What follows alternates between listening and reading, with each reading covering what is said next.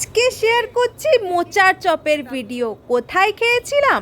Rotary ক্লাবের একদম উল্টো দিকে একটা ছোট্ট ঠেলা বসে, যেখানে এই মোচার চপ পেয়েছিলাম। পুরুলিয়াতে এর আগে মোচার চপ আমি কোথাও দেখিনি, মানে আমার জানা নেই। তো এখানে পেয়েছিলাম, তাই টেস্ট করার জন্য দাদাকে অর্ডার করেছিলাম।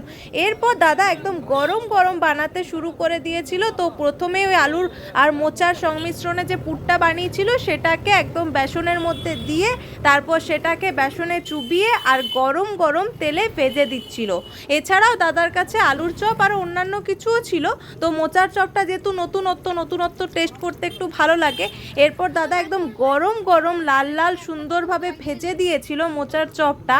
আর কি সংমিশ্রণে মানে এটা টেস্ট করেছিলাম সেটা একবার দেখে নাও। এরপর দাদা তুলে নিচ্ছে, আর ওটার সাথে স্যালাড দিয়েছিল, পেঁয়াজ এবং শসা দিয়ে তৈরি একটা স্যালাড দিয়েছিল, আর আমরা সস নিয়েছিলাম। খেতে কিন্তু দারুণ লেগেছিল। টাটা।